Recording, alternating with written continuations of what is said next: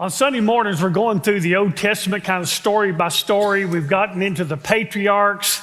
We talked about biblical marriage, learning what not to do from the patriarchs. And then I did a message on when parents favor children, learning what not to do with your kids from the patriarchs. And so that's kind of led into now what's going to be a three-parter on things that I think we did right as parents.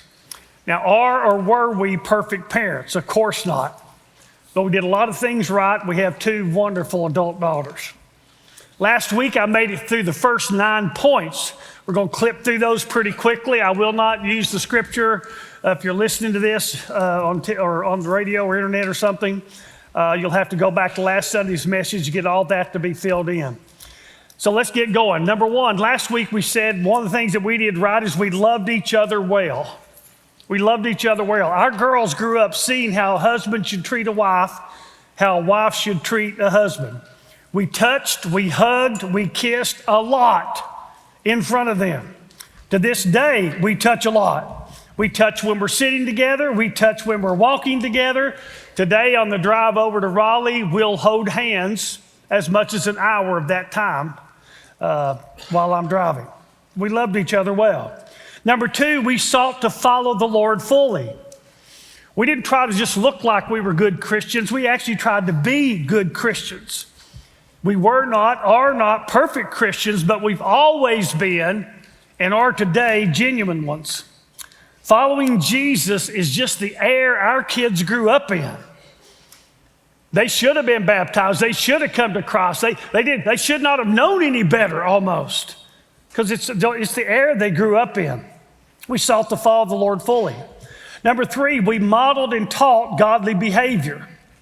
We lived what we taught them. They never heard me tell you to do something from the pulpit that I wasn't doing at home, that we weren't doing at home. So we practiced what I preached. We walked what we talked. I said last week, if you're not living what you're teaching, they're resenting what you're saying and doing. If you're not living what you're teaching, they're resenting what you're saying and doing. So we modeled and taught godly behavior. Number four, we were more committed to who our children would become than to how our children felt. We were more committed to who our children would become than to how our children felt. We were seeking to raise adults. Too many people today are raising children. And so they age out as adults, but they're still emotionally children. We cared more about how they turned out, the kind of people they became, than we did about how they felt toward us at any moment. We cared more about their character than we did our approval rating. Our goal was for people to think they were great, not for them to think we were great. Number five, God determined how we raised our kids, not other parents. We got our directions and cues from God the best we knew how. No one else's parents had anything to do with how we were raising our kids. We were trying to do what we thought the Lord wants to do. We didn't need our children's approval, and we didn't need the approval of other adults. If they thought we were doing it wrong, we didn't care. We were going to do what we felt like the Lord wanted us to do. And of course, you hear all that. Well, everybody else's parents, what is that to do with you? It has nothing to do with us. We just wanted God's approval. Other parents, even Christian parents, had nothing to do with how we raised our kids. God did. Number six, we protected our children. It was a lot easier when I was raising mine than you are now raising yours. It's your job as a parent to protect your kids physically, mentally, emotionally, and spiritually. You got to protect them from strangers and predators. Some of you have to protect them from family members. If you were abused by a parent or grandparent, don't give that person access to your child. Duh. Their rights end if their behavior is wrong. I'll say that again. But they're the grandparent. Their rights end if their behavior is wrong. There's all kinds of true stories of girls who got abused by their parents, and then when they had children, they offered up their kids to their parents who abused their children, trying to get their daddies to love them. I mean, it can get really sick. If they're not fit to be around your kids, you got to protect them from them. That's your job. It doesn't matter that they're the grandparents or the parent, if you have any control over that. You got to protect them from the worldly brainwashing being successfully executed by our now godly culture. I've got a message brewing. I'm going to work on it hopefully on this trip. But the goal of the enemy right now in the world and in America is chaos. And you just think of everything that's going like we don't want it to go, it all leads to chaos.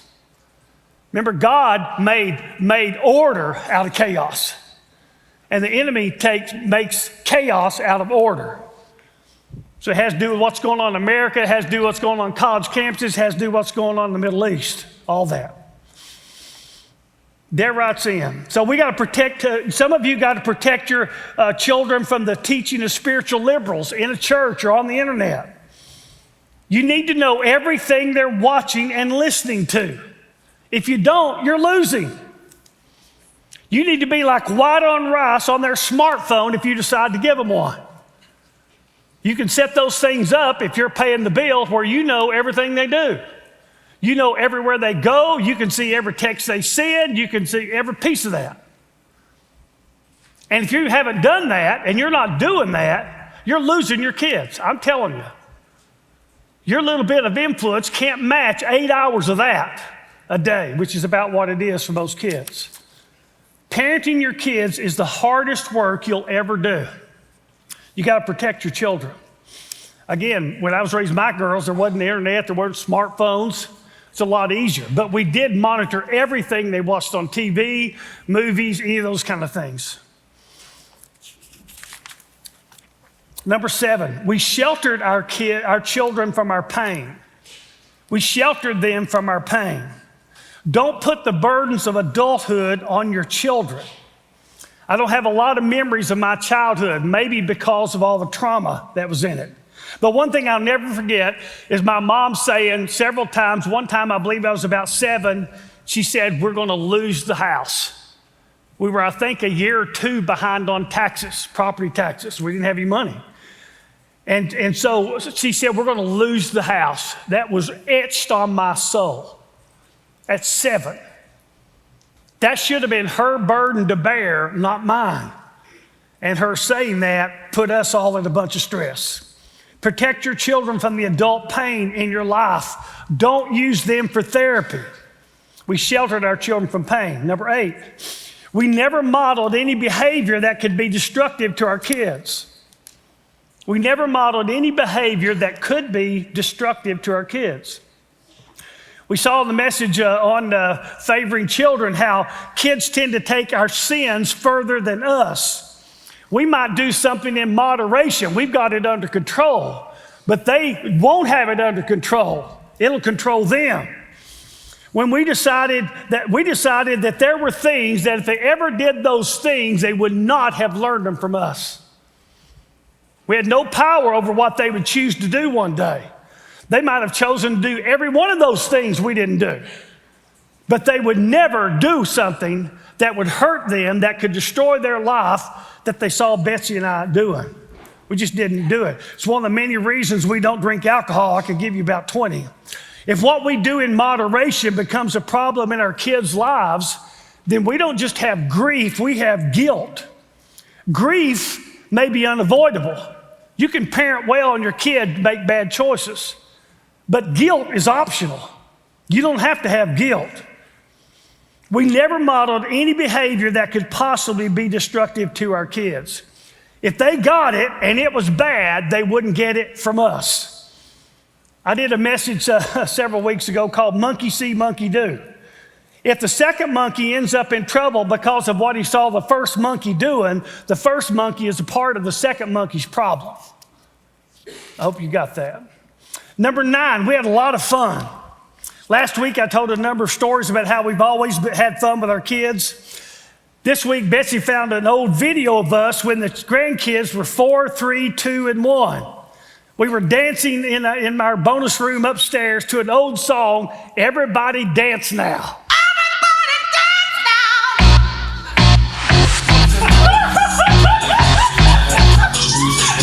All right.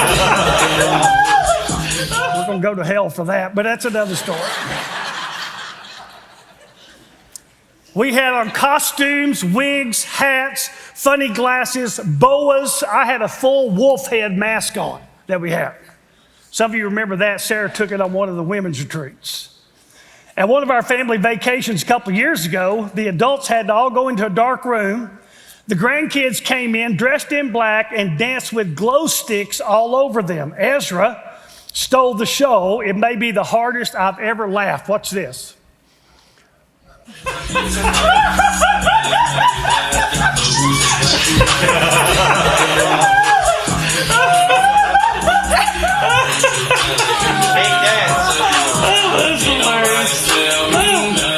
We had a lot of fun.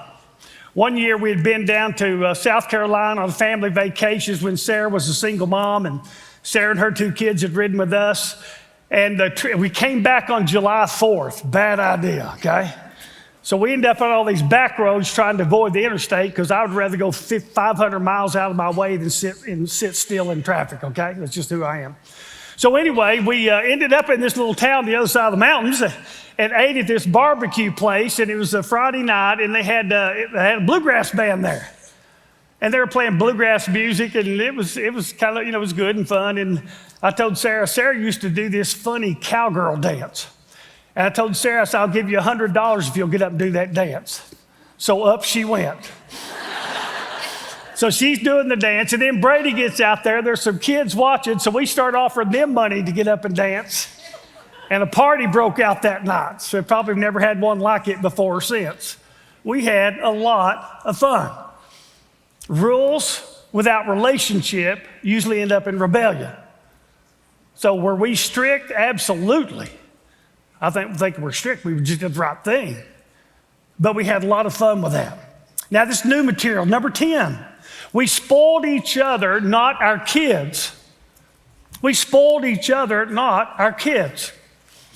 I grew up without a dad, watching an alcoholic man use my mom. Had no idea how to treat a woman until I met a guy named Bob Dukes. And Bob had just married Linda. He treated Linda like she was the queen of planet Earth. And that's the way I've treated Betsy ever since I discovered that. I do for her everything she wants that I have the ability to do. I give her everything she wants that I have the ability to give her. That's just what I do. Fortunately for me, she's not materialistic or greedy. She can really take advantage of that. But anyway, and the way she treats me is epic. It's epic. I consider myself to be the most blessed man on the earth to be loved by my wife as well as I am. In my wildest dreams, I never imagined somebody loving me like my wife loves me. Never. I hope some of you top us. How you treat each other, listen closely, is not a talent that only a few have. It's a choice that all can make. Every one of you women can decide, I will be the best wife to this man that's ever walked this planet. And every man can decide, I will be the best husband to this wife who ever walked the planet. Every one of you. You don't have to be good looking to do this. You don't have to be rich to do this. You just got to make the decision. You're going to be good. You're going to be good. I mentioned 2 weeks ago that isn't that what love does? It does everything for that person that it can do to give happiness to them. With your mate, you're not spoiling each other. You're investing in your relationship and your future. And you're loving each other well. As I mentioned briefly, we've always kissed and shown affection in front of our kids. I mean, wrap each other up like a vine and big old long sloppy kisses, okay? We were in the middle of one of those embraces when Emily was about 10, and she forced her way inside of us, stuck her head up here and looked up and said, "For unto us a child is born." True story. Unless your mate has other issues, spoiling him or her just enriches and deepens your love for each other. Give him or her everything they want that you can give. But if you do that with your kids, you'll ruin them. You'll ruin them. And some of you don't do it with your mate, but you do it all the time with your kids.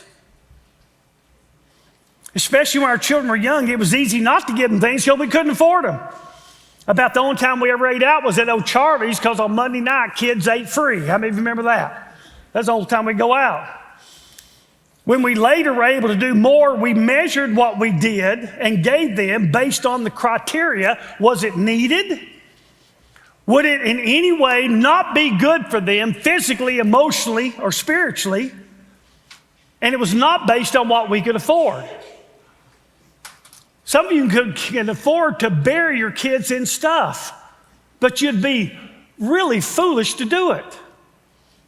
So you can't give them everything you can afford to give them. It's not good for them. It'll be good for your present approval rating. I saw a survey. I wish I'd brought the footnote out for this, but they did a survey. A couple things were really unusual. One, the more you spend on the wedding, the less likely you are to stay together. Isn't that interesting? Another one was this, that parents who give their children everything, eventually their children hate them.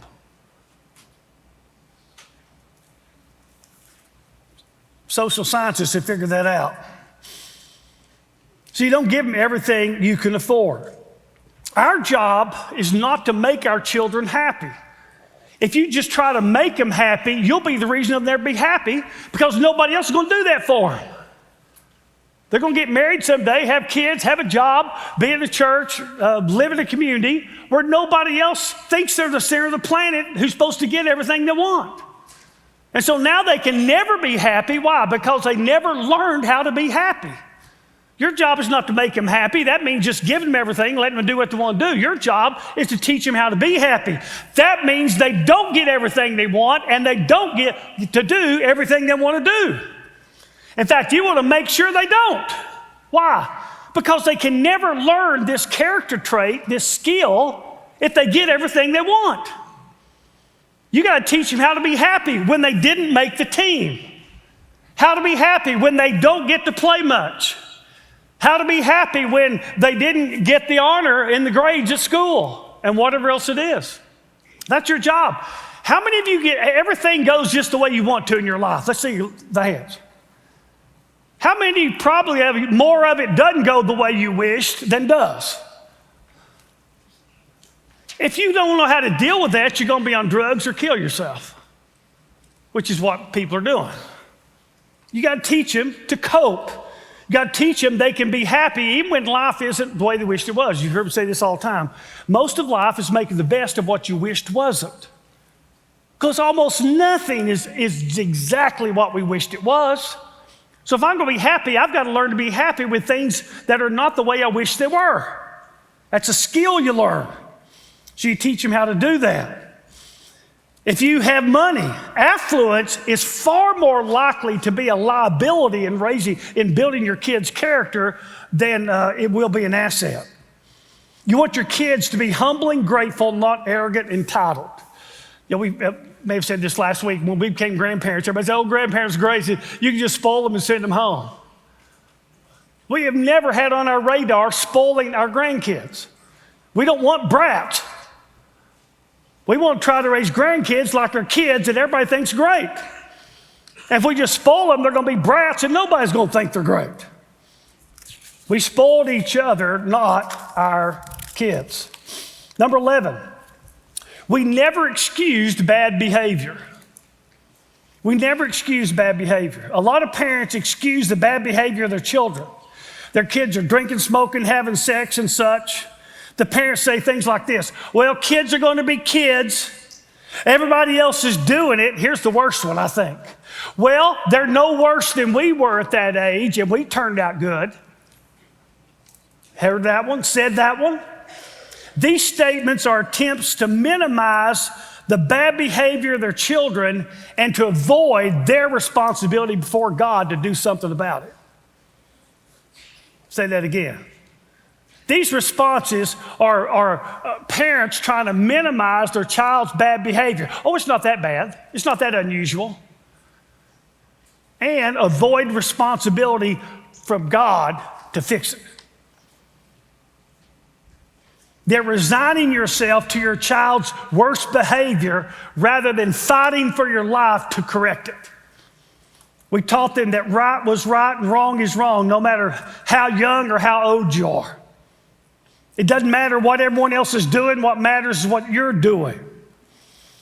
You turning out as you did is no guarantee that they'll turn out as you did. Most people who find themselves in a ditch don't get out of it. Some of you did. I sure did.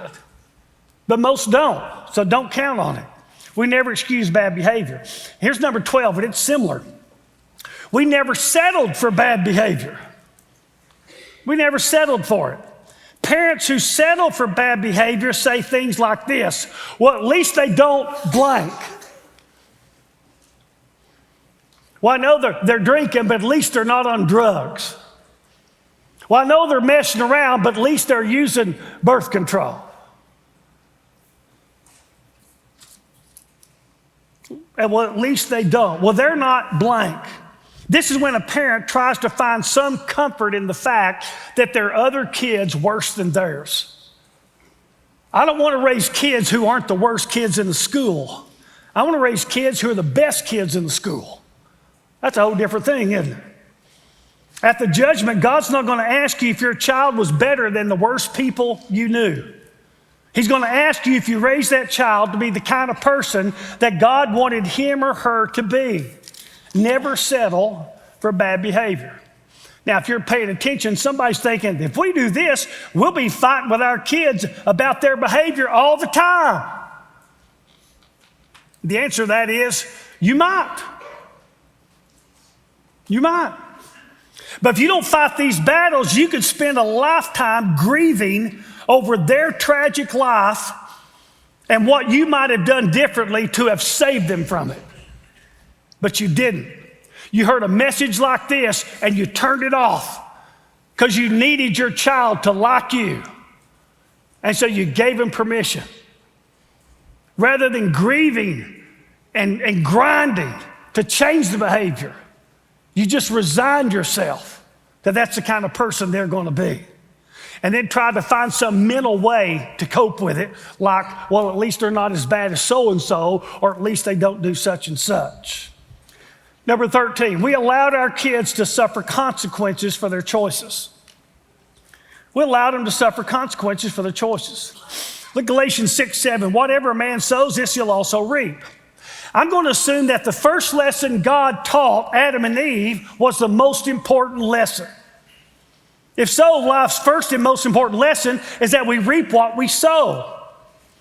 That good choices and behavior bring good consequences. And that bad choices and bad behavior bring bad consequences.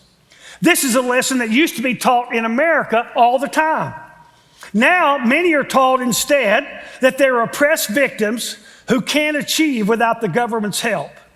In this week's news, for the next 5 years, the states of Washington and Oregon, in those states, you can graduate from high school without passing math or English competency tests that have been in effect for decades. They said it discriminates against people of color. If I was a person of color and read that, I would be so steaming mad that they're doing it. Every person of color ought to be offended by it. What they're saying is this: progressives and liberals back around the 1900s believed that blacks were not as intelligent, not as mentally capable as whites and other people. They were wrong. It wasn't true. It isn't true. It's never been true. You get somebody starts on third base, they're ahead of the guy who started first base, isn't it?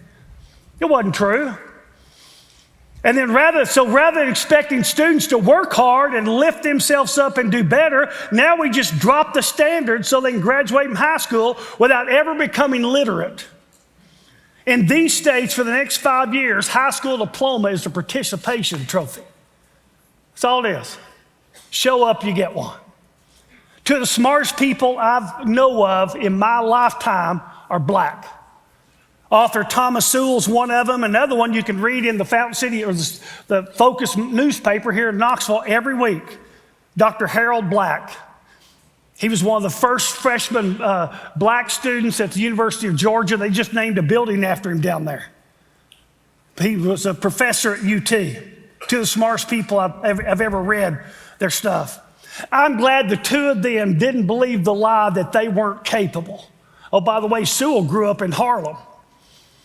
And part of that time he lived on the streets because he was such a rebel that the person raising him didn't want him, and the judge decided he didn't have to go back there. So at the age of 16, he was living on the streets of New York by himself. A total rebel, angry. But his life changed, didn't it? He's written a zillion books. I'm reading one now. It's about 500 pages. One chapter's got 130 footnotes in it. Now, if you wonder what smart is, that's smart. That's real smart. I'm so glad that somebody didn't convince them they couldn't teach. They weren't smart enough to do these things. Sewell got out of teaching. He taught at several prestigious universities, but they wanted him to give grades away to talented athletes who didn't want to study. He wouldn't do it. Teach your kids that they have to do the work. That they fail, they have to repeat the class or try out for the play or team next year. They will fail at life if they don't understand that choices have consequences. Some of you grew up in the day when you would be paddled by the principal at school if you misbehaved. How many of you, like me, had at least one counter with the Board of Education? Okay? Bud Bales, who coached baseball at Central for years, he paddled me. I know it was harder than anybody he's ever paddled anybody. I mean, he was so mad. Literally, people were coming up, putting their hand about a foot from my rear end and feeling the heat after he did it. Seriously. That's no exaggeration. And I deserved it. So what happens now? In those days, you got in trouble at school. You were in more trouble when you got home. Am I in the right room? Oh, now you're in big trouble. Mom or dad finds out about it. The assumption at home was if you got in trouble at school, you deserved it. My, how times have changed. Now, if you get in trouble at school, you get a lawyer when you get home, not another spanking. The teacher in school are assumed to be wrong, and your poor little baby, elsewhere known as the brat, is the victim. If you're a school teacher or principal, right now would be a good time to say amen, shout, applause, or give me a love offering. Go ahead. Pick one. Okay? Sadly, our schools have responsibility, but no real authority. Unparented kids don't fear principals and teachers. Principals and teachers fear unparented kids. Heard just this week of nearby high school, not Gibbs, where kids skip classes if they want to and nothing is done about it. I've got an idea, juvenile jail. You might be able to fix that.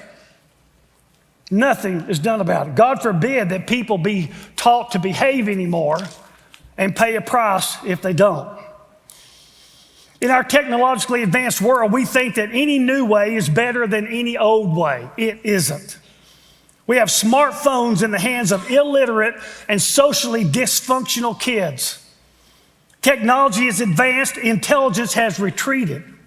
The average high school kid today couldn't even begin to pass an 8th grade math test back in the 1940s. You ought to go back. Sometimes you'll see one of these things come across the internet or somewhere and look at the tests they took in early grades. You think, I couldn't have passed that in college. You know why? Because you're not getting an education anymore. They got an education back in those days. Allow your kids to learn from their mistakes. If they get picked up and taken to jail, let them enjoy the unpleasant accommodations for a night. They might just learn something. They might learn, you know what? I don't ever want to go back there again. If you go get them out, you know what they've learned? I can get in as much trouble as I want to get into, and mom and dad are going to get me out. It might not be because they're afraid of what's going to happen to their little baby. It might just be to save their own face. You better care more about your child's character than you do saving your face. Because if you don't, you won't be able to save your face. They'll embarrass you, bring you all kinds of pain. This goes back to caring more about who they're becoming than you care about what they think of you. You should be more interested in saving your child than you are in your own reputation. The unpleasant consequences of bad choices will give your child the best education he or she will ever get. We allowed our kids to suffer consequences of bad choices. The result, they didn't hardly make any. They really didn't. Number 4, we cared more about character than we did looks, grades, or sports. Now I've gone to meddling. We cared more about character than we did looks, grades, or sports. Look at Proverbs 22:1. A good than great wealth. At our house, we had what's called the FBI, the Family Bureau of Investigation. We kept an eye on what our girls were doing. If they were doing something wrong, we continually told them, we will find out. And we did. Betsy would sit down and say, we've got people everywhere watching you. And sure enough, they did. We'd find out stuff. One of the things we told our kids was the worst thing they could ever do was lie to us. If we caught them lying to us, they'd be in more trouble than whatever they were lying about. Some of you are all into your kids' sports, cheering, music, gymnastics, whatever. You should care more about their grades than you do any of those things. Any of those things. 65% of NBA players are broke within 5 months of retirement. I guess the minimum wage in the NBA is probably $3 or $4 million a year. And they played 10 years, they're retired 5 months, and they're broke. 65% of them. Most of them played college basketball at a college they obviously didn't get an education at. Had they gotten one, they wouldn't be broke 5 years after they retired from the NBA, would they? People think that their kid's going to play in college or professional sports or D1. Ooh. There are 2 chances of that, slim and none, okay? Your kid may make it, and it may cost you your kid if he does or she does. Had a girl come through here, one of the most talented athletes probably ever been at Gibbs High School. Played at Kennesaw, went to Kennesaw State to play. She eventually left there and went to Belmont because everybody on her team was a lesbian. Had she stayed there, I don't know what she'd made her or not. She was smart. She got out of there. Protect herself. Don't raise your kids to play ball or cheer or you fill in the blank. Raise them to love Jesus and become who he made them to be. That'll pay you a lifetime of benefits. Listen closely. The most important person in the spiritual development of your child is not the pastor, it's not the youth pastor, it's not the children's director, it's you, the parent. Compared to me, or compared to you, I'm nothing. I'm telling you, I'm nothing. The most important person in the education of your child is not the teacher, it's not the principal. Don't be blaming them. It's the parent. Kids who have parents do well in school. Can I get an amen from the school teachers? Their parents parent them. Kids who don't have parents are in trouble. That's what's wrong with so much of America today. You're the person. If you're smart, your kids won't be playing ball or taking lessons or doing anything unless they're making the kinds of grades they're capable of making. Every kid can't be an A student, a straight A student. But you ought to know what your kid's capable of, and you ought to settle for nothing beneath it. And they love to play basketball. Well, then this is the kind of grades they got to make. And they don't make it. Well, they're out this year, maybe next year. Oh, they love gymnastics or they love cheering or whatever. They're out if they don't make the grades. The grades are going to matter a whole lot more in 20 years than the trophy they get playing basketball, right? And I'm not talking about the minimum grade you got to make for the school. I'm talking about your minimum grade. You know their bar's low. You raise a smart kid and make some good grades, they'll probably have a pretty good life, won't they? You raise a real great athlete, he can go play in the NBA, and one day he'll be broke, having gone through millions of dollars. Every night you ought to be asking, what are you learning? What's your homework? Making sure they do it, making sure they understand it, making sure they get it right. If they need help, you ought to be the person to see that first, and you ought to be calling the parent or the teacher. The teacher shouldn't call you and say, your son's not doing well. You ought to call the teacher and say, my son's not doing well. I need to see you. Tell me what to do. Tell me how to fix this. Now, somebody here is thinking, well, that's a lot of work for a parent. If you have kids and you haven't figured this out yet, parenting is the hardest work you'll ever do. If you're not up to it, don't have them. You want an easy life? Don't have them. Because if you do, you're going to be in a lot of battles. And you're probably going to be battling until they walk out that door for the last time and don't live under your roof anymore. You've heard me say this, everything costs you something. It costs you to get an education. It costs you if you don't. It costs you to get married. It costs you if you don't. It costs you to have kids. It costs you if you don't.